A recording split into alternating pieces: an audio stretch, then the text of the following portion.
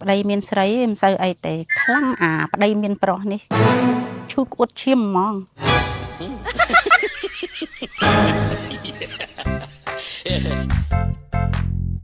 យាយមកទៅផ្ទះពូចនមួយខ្ញុំទៅអីចៅ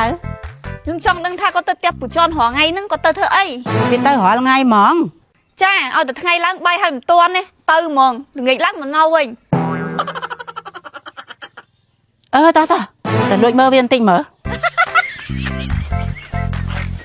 ហើយមកទីហាញរងថ្ងៃអញ្ចឹងនិយាយនឹងប្រពន្ធហើយអត់សួរអត់ផងពូប៉ុន្តែខ្ញុំមានអារម្មណ៍ថាប្រហែលថ្ងៃហ្នឹងប្រពន្ធខ្ញុំដូចចម្លែកមិនយ៉ាប្រហែលថ្ងៃហ្នឹងខ្ញុំមានអារម្មណ៍ថាប្រពន្ធខ្ញុំតាមមើលគូតខ្ញុំរហូតជាពិសេសពេលដែលខ្ញុំមកពីផ្ទះពួកឯងវិញតាមមើលគូតខ្ញុំរហូតអត់យល់មើលអញសុំមើលគូតហើយតិចមើលមើលអីមានអីមើល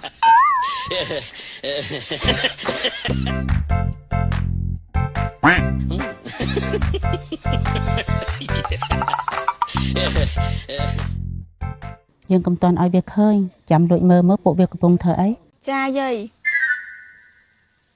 ប្រហែលជាពួកវានៅចកាហើយចាតោះ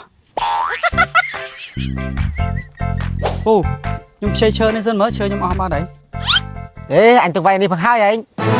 ឲ្យខ្ញុំសិនមកខ្ញុំខ្ជិលដល់ទៅយកអត់ទេអញសាល់តែមួយនឹងហើយអានេះអើយថាឲ្យខ្ញុំមកអត់ទេបងអញទេ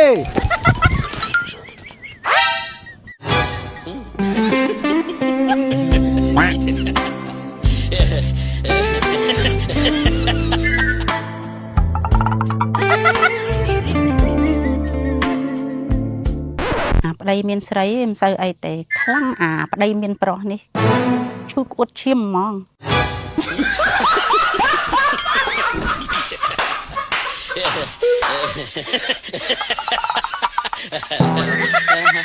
បងឲ្យពូចនស្រឡាញ់គ្នាមិនកាត់អូន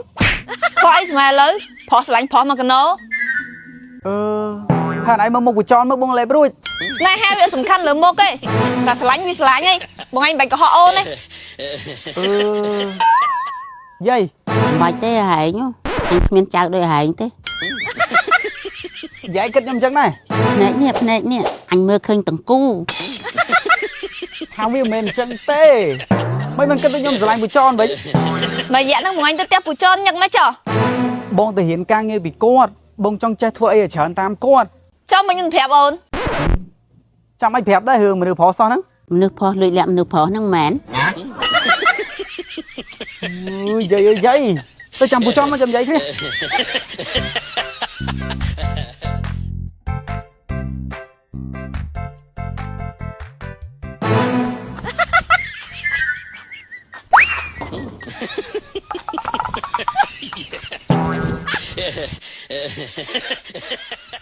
ពូនឹងកាត់អីដាក់ត្រង់ផ្លូវចឹងប្រហែលវាឈឺគូតចៅ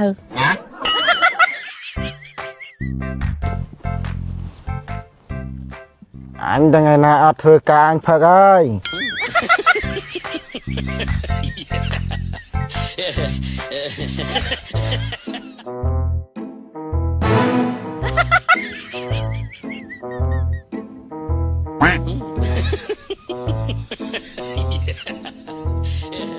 ពួកឯងស្វឹងមែន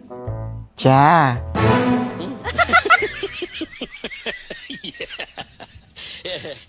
ចៃសួរបងមកពូពួកឯងធ្វើចឹងប្រពន្ធខ្ញុំឲ្យយាយខ្ញុំយល់ច្រឡំជំរាបសួរលោកយាយជំរាបសួរមីអូនថ្ងៃនេះអត់ដេញប្តីចេញផ្ទះទៀតទេចិត្តអីកាចម្លេះអីមិនអីឡើងសង្ហានេះបងសំឡាញ់ថ្ងៃនេះប្រពន្ធអត់ដេញចេញផ្ទះទៀតទេណ៎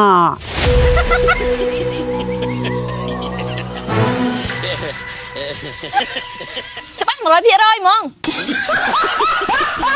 អូជួយខ្ញុំផងណាធ្វើការទេសវឹងហើយ